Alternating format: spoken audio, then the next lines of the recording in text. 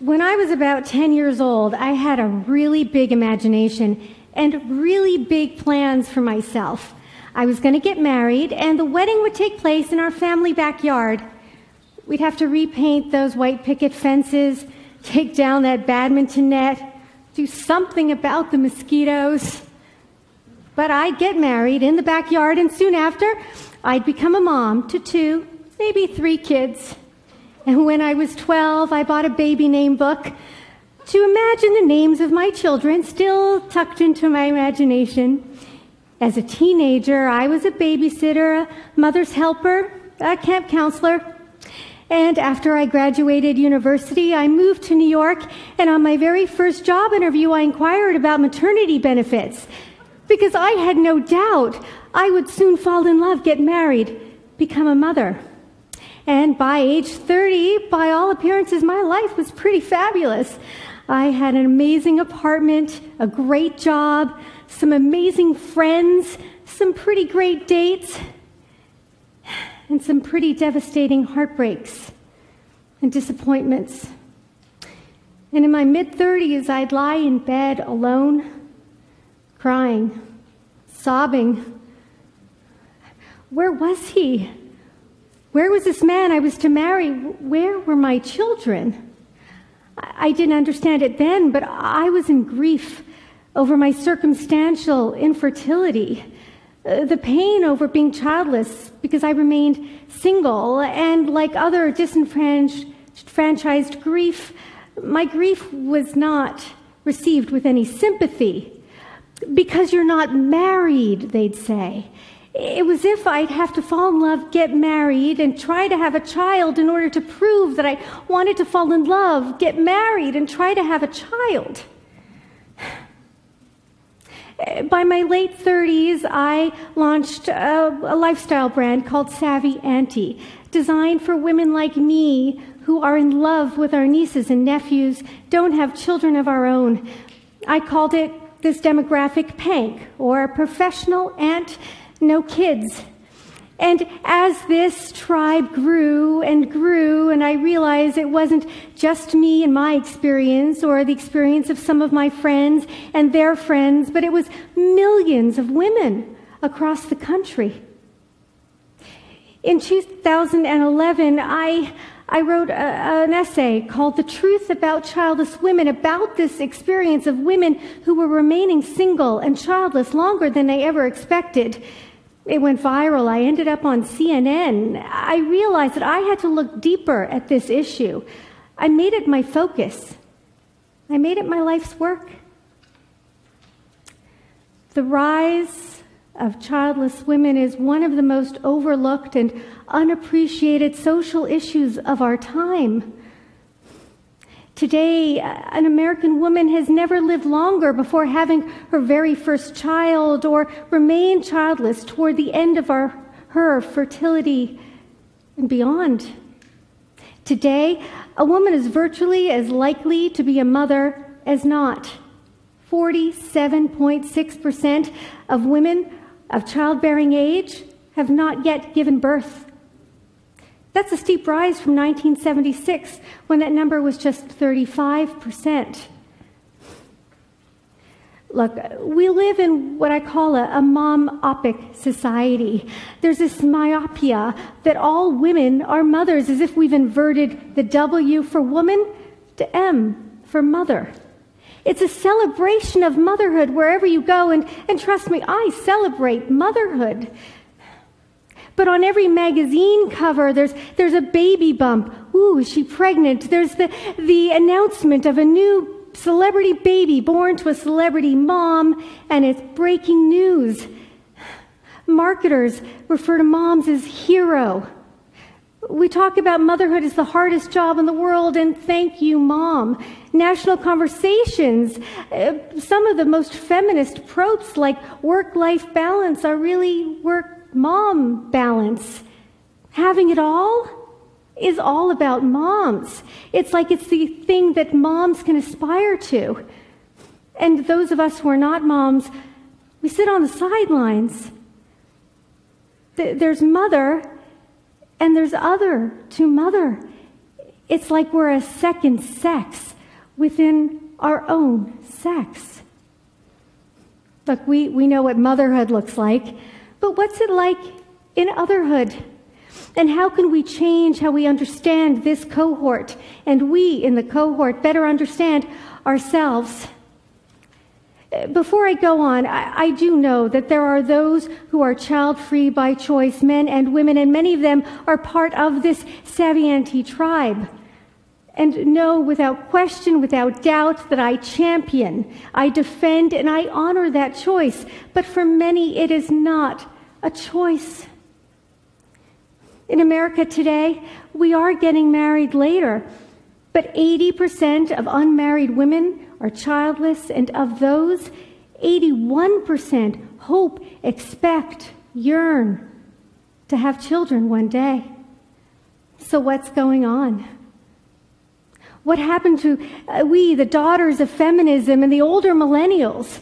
We expected to have the social, economic, and political equality our mothers earned through the feminist movement, but naturally we'd also have the husband and kids they had too. But many of us, among the most well-educated, most financially independent women in America, remain single and childless as our fertile years wane. Well, if you want to know what's happening, don't listen to the stereotypes. Number one, it's the delayer boom, a headline from the census in 2011 describing well-educated women who are having children later than ever, as if we banded together in some sort of conspiracy and hung our diplomas on the wall and decided that together we will delay our fertility to the very 11th hour when it would be extremely difficult to do. No, we're not delaying the thing we want most. And where are the men in this picture? Certainly some men are delaying getting married and having children. Not as much the women. And if not delayers, then we are called career women, an anachronistic term, more appropriate for Peggy Olson of the Mad Men era, when literally a woman with a career was an outlier. But today, just as many women have careers as men. And nobody calls a man a career man if he has a job and finds time to date, fall in love, get married, and have children. But somehow for a woman, it's this tunnel vision of her career, trying to get that corner office. Not true. And on the flip side, for those who've seen some of the sitcoms or even commercials, you've noticed that the childless woman, often the childless aunt, is completely irresponsible. She does not have her life together at all, and the mom is all responsible, and she knows exactly what she's doing. That's not us. Many of women of the Otherhood are among the most accomplished women in America. We're not irresponsible. We're just waiting for love. No, they think we're these single women, sipping cosmopolitans, talking about all the sex that we're having. Here's real news. Research shows married moms are having a lot more sex than the single ladies are. Well, then you're just believing that life is a fairy tale, that you're waiting for some Prince Charming to come ride in on a horse. Listen, I can't speak for all the ladies, but I'm not looking for a man in tights. And besides, where would I put that horse? We are grown women, we're not children, and we don't believe in a fairy tale any more than you do. Of course, we believe in romance, but shouldn't love be romantic? Well, if that's not the problem, then maybe you just don't like children. Maybe you're just not mother material.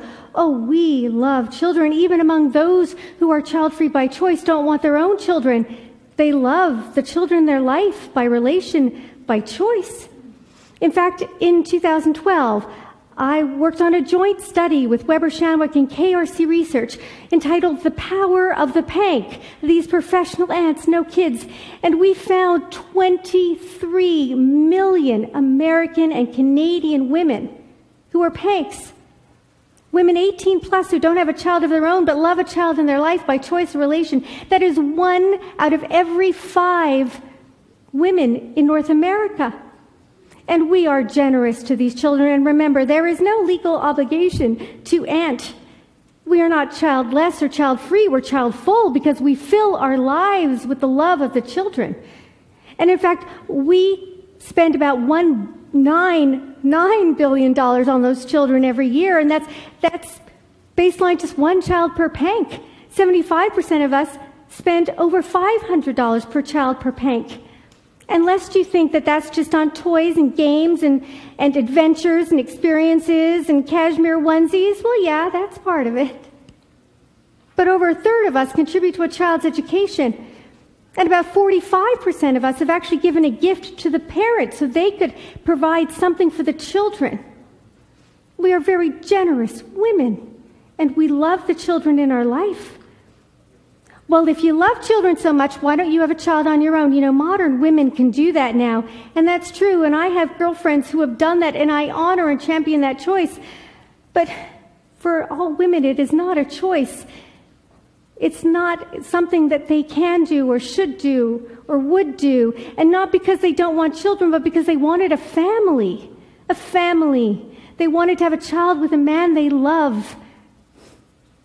And it doesn't mean that because they didn't have a child on their own that they don't want children. So maybe we're just unhappy, they think. We're those women, you know, sitting alone at home, collecting cats and quirky habits. No, that's not us either. In fact, our Power of the Pank survey showed that this pank is more likely than the average woman, substantially more likely than the active woman, to be very socially active. Yes, sure, we're socially active online, but also offline. With our friends, we're cultivating our friendships, we're going on dates, we're volunteering, sporting events, and we love to entertain. We have our nieces and nephews, our family and our friends, and our dates over. And we're just as likely as any woman to go to a religious service. We're not unhappy women. In fact, probably the most poignant data point is a 2014 survey I worked on with DeVries Global PR. We looked at women of shades of otherhood, women who are childless by choice or by circumstance. And we found that of those, 80% could be happy if they don't have children. Even among those who want children so much, we're happy women. I can speak for myself. I'm a very happy woman. And I can't blame the media for these conversations. After all, the media is simply an echo of our conversations.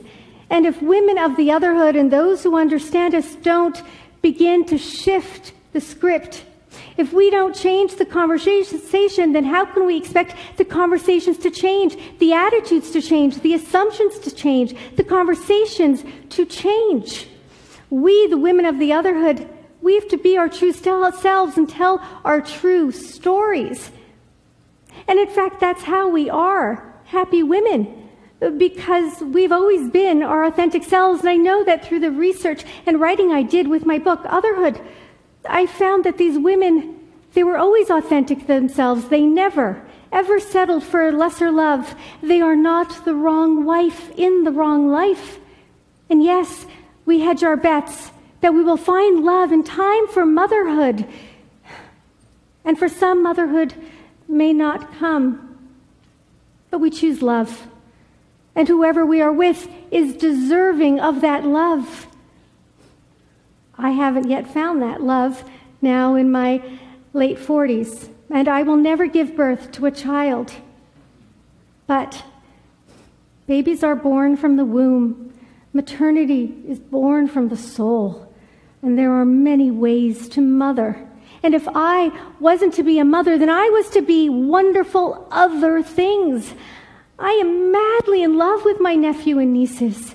And in fact, they were the inspiration for Savvy Auntie, the company I have. And when I realized I was on the other side of hope for motherhood, I turned the page. I started a new chapter. I literally wrote a book about the experience of life in the Otherhood, and those women inspired me to better understand that, in fact, By living our authentic lives, we have created a life, after all, worth celebrating. Our own. It's not the life I expected, but in many ways, in magnificent ways, in ways even that 10-year-old me with the big imagination and the big plans could ever have imagined. It is a life beyond my expectations. Welcome to the Otherhood. Now we can start the real conversation. Thank you.